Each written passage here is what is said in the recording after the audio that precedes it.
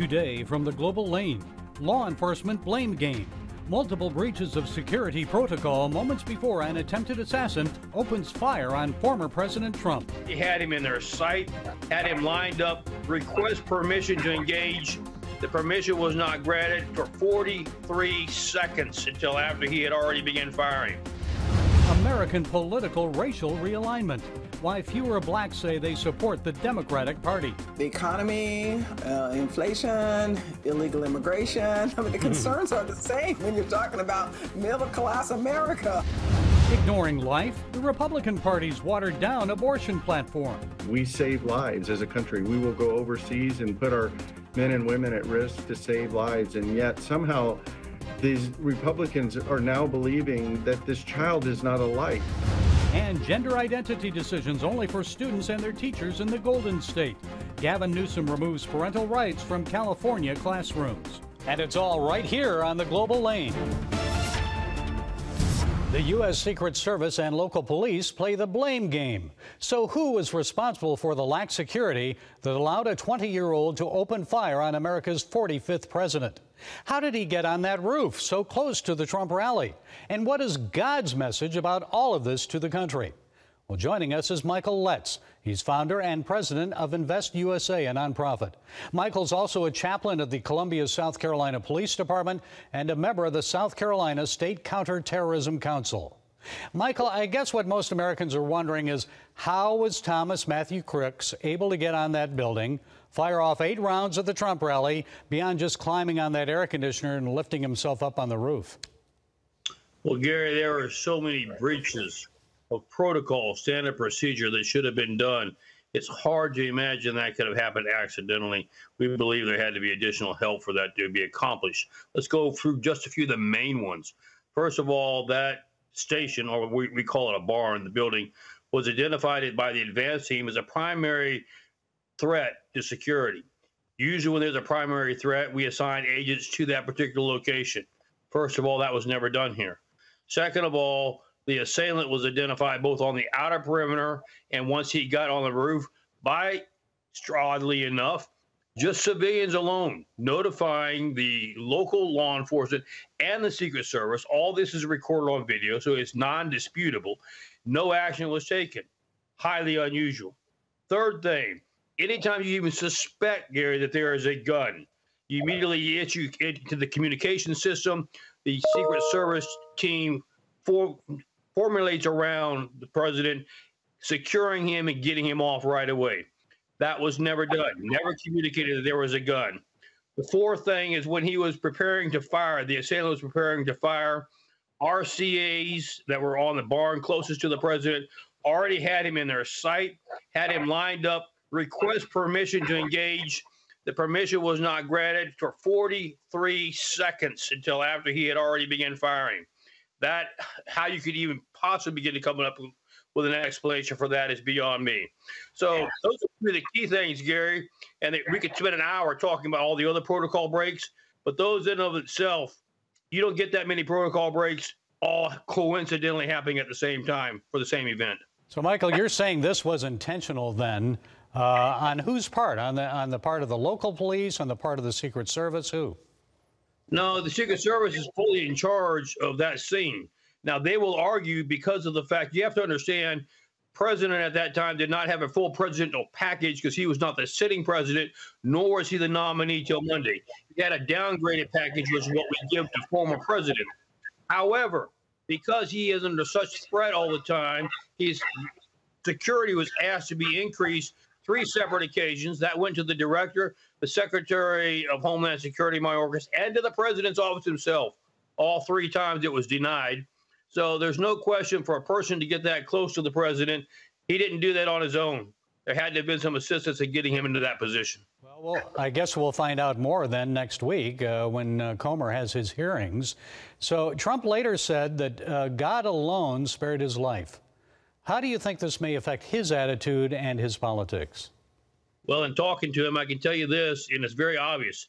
If you look at his rallies, say a month ago, 2 months ago, and you look at him Monday night, you will see a change in his perception He is a humble man. He knows for a fact, without question, this was God's intervention and God's intervention alone, and it has affected his outlook. Quite frankly, God chose him for this hour, and I don't think anybody can deny that. And Michael, what do you want people to know about this historic tragedy, the economic, cultural, and political tumult that the nation is experiencing? What do we need to know? What is God doing here?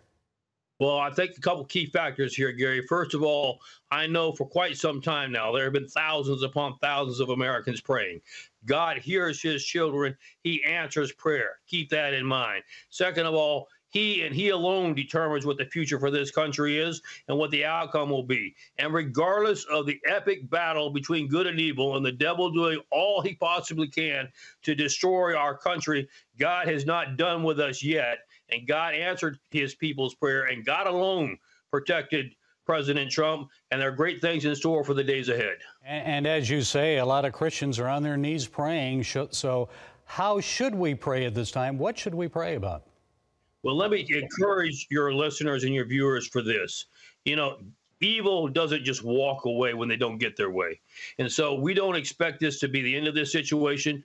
Now, in the days ahead, more than ever, if we're not on our knees, then God will not be able to complete what he wants to do. Make sure that we continue to acknowledge the presence of God, the fact that this country will only survive with his protection and his divine intervention. That's where we need to be first. Second of all, God always calls us in Scripture to make sure that we are good stewards of the time he's given us. Good stewardship means that we have an obligation to the Lord and to this country to make sure that we proclaim the truth and we engage to make sure that our future generations have the opportunity to hear God's word and to respond. So don't sit back on your laurels now. The fight is just getting intense. Stay in there, stay in prayer, and then volunteer. That's the key, Gary. This country is built on volunteerism. Volunteer to be involved and to make sure you help America bring a revival back to this country. Okay, Michael Letts of Invest USA. Thank you, Michael, for joining us today. We appreciate you. God bless you. God bless you, Gary. As Republicans gather in Milwaukee, recent polls show American politics is undergoing a racial realignment. Fewer black Americans, especially men, say they support the Democrat Party. Is this a fundamental shift or just temporary displeasure over quality of life and economic issues? Well, here to weigh in with her thoughts is Star Parker. She's editor of the book, The State of Black Progress, Confronting Government and Judicial Obstacles. Okay, Star, how would you describe the state of black progress in America? Is it good, bad, better, worse, progressing? Progressing. I wish we didn't have to use the new term progressing, because we have progressives who've usurped the real word progressive. So let's just say, yes, we are progressing.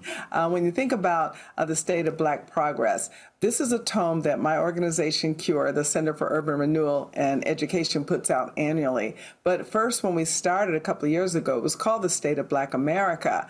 But it is an opposite, if you will, the alternative to what the Urban League puts out every year about the state of black America, because they insist that America has not developed, that America has not progressed. America is still a systemic racist country and never will get better until we transform it. Unfortunately, they sent us a cease and desist letter to stop using the state of black America. So we changed the title to the state of black progress, which does fit better because, yes, African Americans in this country are doing very well. The majority of Americans live in the great middle class or better. The reason that we're seeing that shift that you just mentioned with a whole lot of younger black men moving from the Democrat Party is because these are the entrepreneurial parts of our society, of our community, if we can call it that. They're 2 generations away from the Civil Rights Act and the Civil Rights Movement. And while they appreciate all the accomplishments, they're living the American dream. 40% of African Americans live in the suburbs. We have equal, or actually larger numbers of young black men, 18 to 24, in college than we do in jail. So we have progressed as a society. And so what this particular tome does, The State of Black Progress, is looks at the places we can do better. Star, I was on the cusp of my teen years when I marched with my parents for fair housing rights in Flint, Michigan in the winter of 1968. And more recently, We've had Black Lives Matter, diversity, equity, and inclusion. But where do you think they're worse off, and where do we have to make some progress? Well, I'm glad that you mentioned your parents and what happened when, in the 60s, when the Fair Housing Act was passed. We had three real changes in our society under the leadership of Dr. Martin Luther King Jr. during those 60s. And he was able to get the country's attention so that we had a Civil Rights Act passed, we had a Voting Rights Act passed, and we had a Fair Housing Act passed.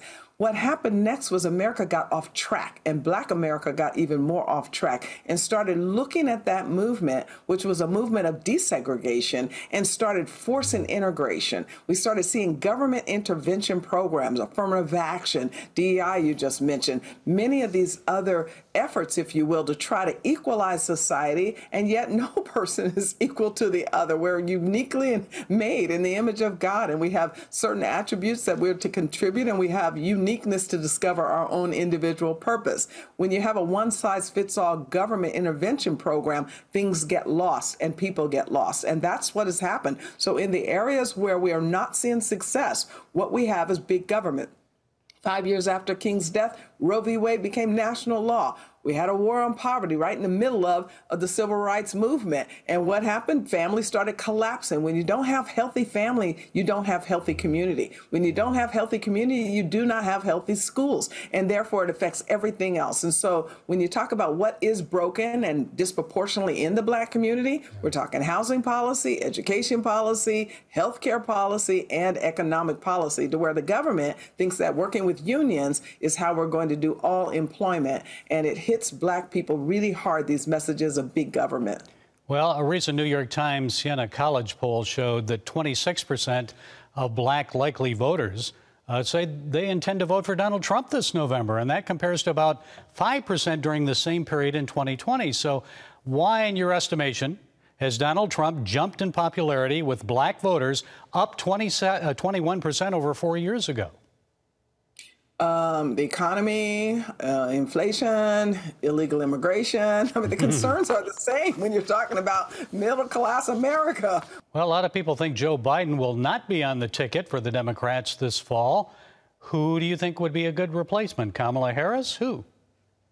Well, I'm not going to talk about a good replacement, because all these progressive left-wingers are exactly the same. They want big government and abortion, nothing more, nothing less. So we know that that will be the natural heir, of course, because we are all seeing the incapacitation of the president. And, folks are saying, well, it's not about if, it's just when. And I think that when we saw President Biden reach out to the Congressional Black Caucus, that was part of the conversation, that now it will be an acting president, Kamala Harris, with a vice president new in the next 4 months, is the question that's still open, and or will she be their candidate, which many are saying yes, she will absolutely, for a variety of reasons, including that it is a Biden-Harris ticket, so all of their campaign money has to go to her. But I think that we should be clear that when you think about what Democrats represent, not only in their platform, but in all of their actions, it is against God and against God's anointed. When you think about the biblical worldview under attack, it is under attack because of Democrats. Okay, the book is The State of Black Progress, Confronting Government and Judicial Obstacles. Star Parker, thank you for sharing your insights. We appreciate you. You're so welcome. I look forward to being on again with you. Averting a floor fight.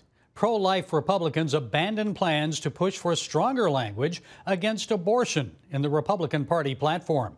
Former President Trump opposes a federal abortion ban and says abortion laws should be left up to voters in each state. Well, here with more is Jeff Bradford, president of Human Coalition. Jeff and his wife Tricia share their own regretful family abortion experience in the book Beauty from Ashes. Jeff, pro-life delegates at the convention decided against a floor fight. So what role do you think the attempted assassination of President Trump play in the decision to back down? Oh, I think it played an incredible role in the decision to back down. I mean, obviously, lots have changed since Saturday and since the assassination attempt.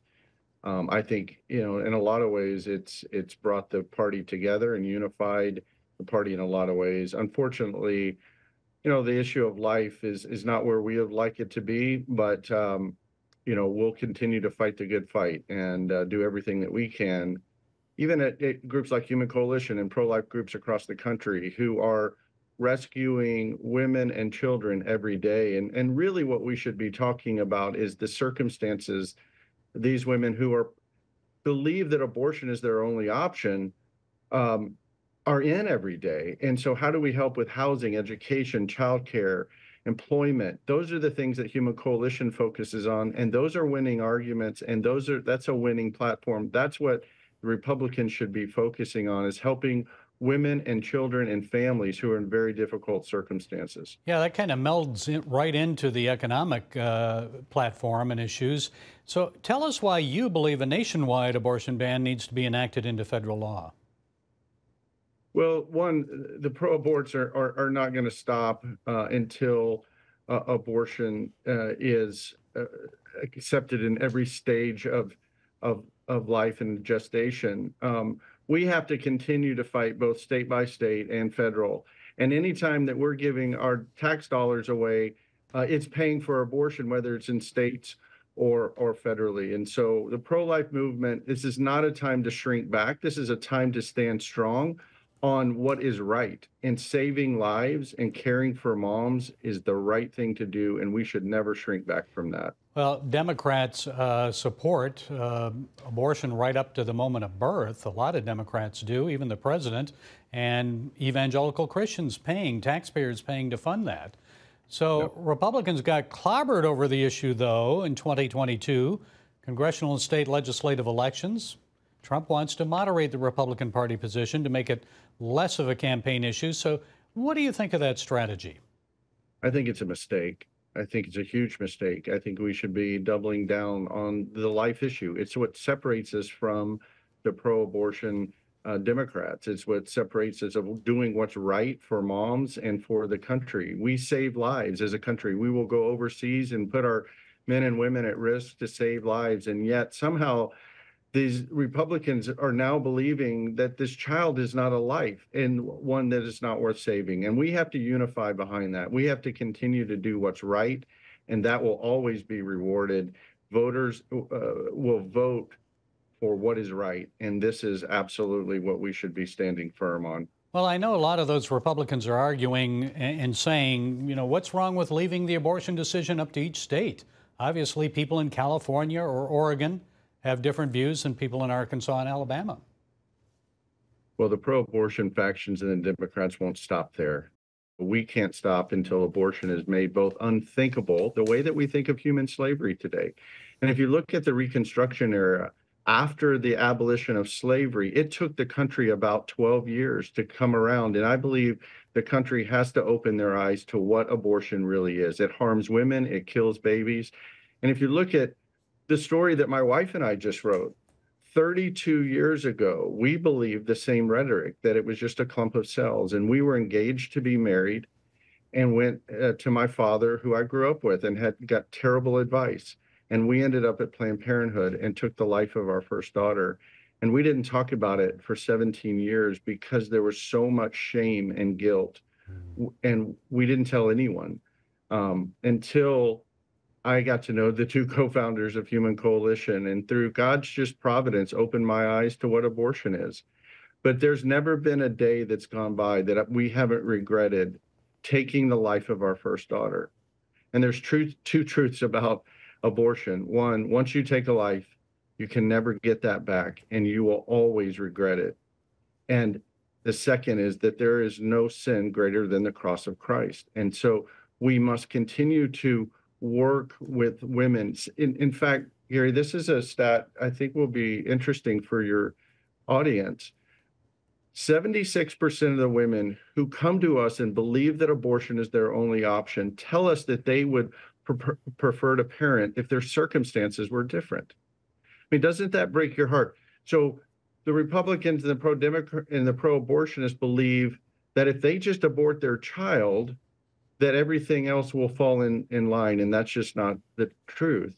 Women want to parent, and so organizations like Human Coalition and other pro-life organizations are there to help step in the gap and provide things like housing and education and employment. That's what we should be talking about from the Republican Party. Okay, thank you for what you're doing. The book is Beauty from Ashes. Jeff Bradford of the Human Coalition, thank you for sharing your thoughts today. God bless you. God bless you. Thank you. The final straw for Elon Musk. California Governor Gavin Newsome just signed a law removing parental rights from schools. And now Musk says he's moving SpaceX headquarters to Texas, quote, because of this law and the many others that preceded it, attacking both families and companies. The law signed by Newsome prevents schools from notifying parents if students use different pronouns or identify as a different gender than what is listed in school enrollment records. They called it the Safety Act, but instead they should call it the Preventing Parental Rights Act. 1 month ago, when the bill passed the California State Senate, Senator Jim Patterson explained why he opposed it. I have never seen an effort to damage the relationship between children and their parents like this one. Folks, we need to put a stop to laws like this. Parents, not the government, have God-given authority over their children. The only time the state should get involved is if a child is in danger or knowingly abused. The new law is another example of California rushing down the slippery slope of woke destruction.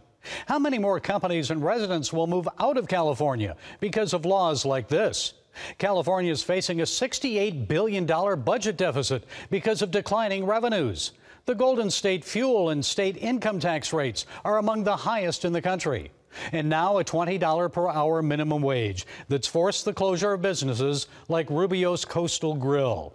The Golden State is no longer a business-friendly or family-friendly environment. In 1992, political advisor James Carville said, "It's the economy, stupid."